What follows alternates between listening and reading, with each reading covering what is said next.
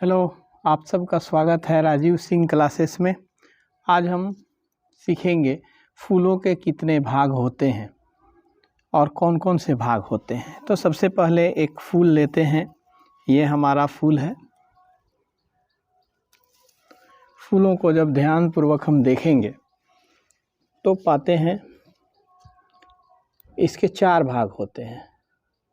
पहला ये जो हरा वाला भाग है, जो फूल को कवर करके रखता है, इसको अंग्रेजी में कैलिक्स कहते हैं और हिंदी में इसको अंकुड़ी नाम देते हैं।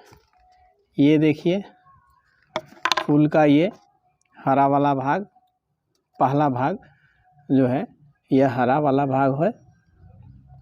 ये हरा भाग जो हमारा कैलिक्स कहलाता है, या हिंदी में इसे कहें तो कोरोला अंकुड़ी के नाम से जानते हैं। दूसरा भाग जो होता है फूल का, वह रंगीन भाग होता है, जिसको हम लोग कोरोला के नाम से जानते हैं, या हिंदी में इसको पंखुड़ी कहते हैं।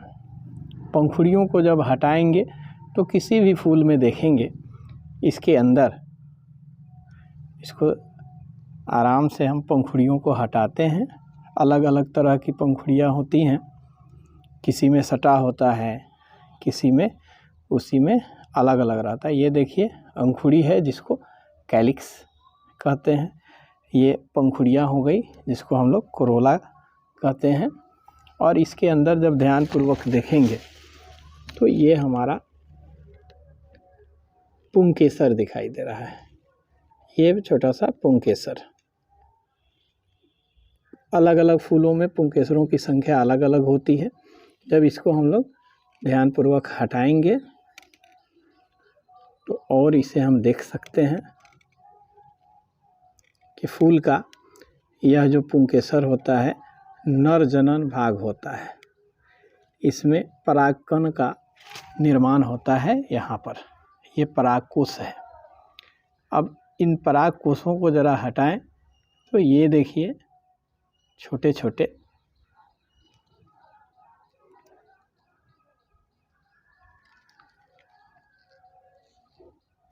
ये हमारे हैं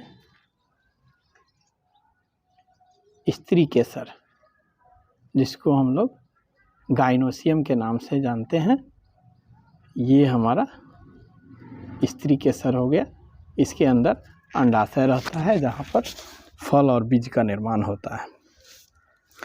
थोड़ा बड़े फूल में देखते हैं। ये देखिए फूल का पहला हिस्सा जिसको हम लोग कैलिक्स, हिंदी में अंकुड़ी के नाम से जानते हैं, और कोरोला फूल का रंगीन भाग होता है। यही फूल को खूबसूरती देता है, जिसको हम लोग कोरोला कहते हैं, या हिंदी में इसको पंखुड़ी के नाम से जानते हैं। इन पंखुड़ियों को जब हम हटाएंगे तो इसके अंदर ये देखिए हमारा फूल का जनन अंग, 2 जनन अंग है, एक पुंकेसर और ये स्त्री केसर। ये दिख रहा होगा आप सभी को। ये हमारा है पुंकेसर, जिसको एंड्रोसियम कहते हैं। ये परागकोश है जहाँ पराग कणों का निर्माण होता है। ये देखिए। और ये हमारा स्त्री केसर है, गाइनोसियम जिसको अंग्रेजी में कहते हैं यहाँ। और इसके अंदर रहता है गाइनोसियम के निचले भाग में, यहाँ पर हमारा रहता है अंडाशय।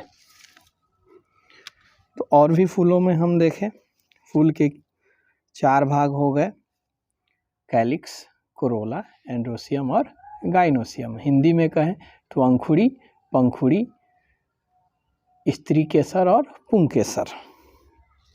इस फूल में भी देखें तो यहाँ हमको स्पष्ट रूप से दिखेगा ये जो कैलिक्स है। बाहर से जो फूल पहले रहता है उसको यह ढका रहता है, कवर देता है, और जब फूल खिलते हैं तो ये नीचे आ जाता है या निकल कर चला जाता है। ये हमारी पंखुड़ियाँ हो गई, या कोरोला जिसको कहते हैं। कोरोला के बाद यहाँ पर जब इसको देखेंगे ध्यानपूर्वक तो यहाँ पर हमारा पुंकेसर और स्त्रीकेसर इसके अंदर रहता है।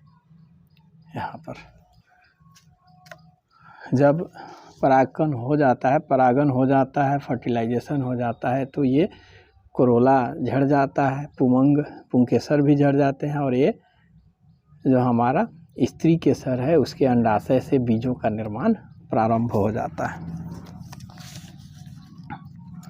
इस फूल में देखें तो इसकी जो पंखुड़ी है इस तरह से रहती है, खिलते समय यह निकल जाता है,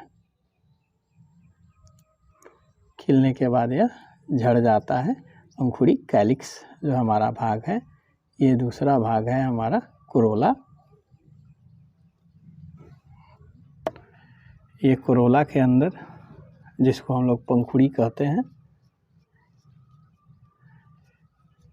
इसके अंदर जब हम देखेंगे तो ये देखिए पुंकेसर, और इसके अंदर देखेंगे यहाँ पर स्त्रीकेसर है।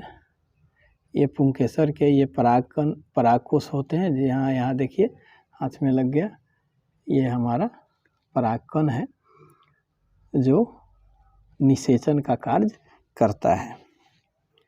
इसमें देखें तो ज़्यादा स्पष्ट है। ये रंगीन भाग पंखुड़ी या कोरोला, ये हमारा पुंकेसर, एंड्रोसियम इसको कहते हैं, और ये गाइनोएसियम जो स्त्रीकेसर है। हर फूल में अलग अलग स्त्रीकेसर और पुंकेसर की संख्या होती है। कोरोला जिसको पंखुड़ी कहते हैं, ये सबसे खूबसूरत भाग होता है पुष्प का, जो हमें आकर्षित करती है, कीटों को आकर्षित करती है। एक और फूल में हम देख लेते हैं।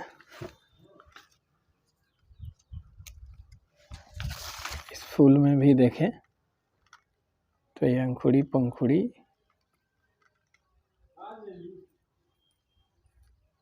और यहाँ पर हमारा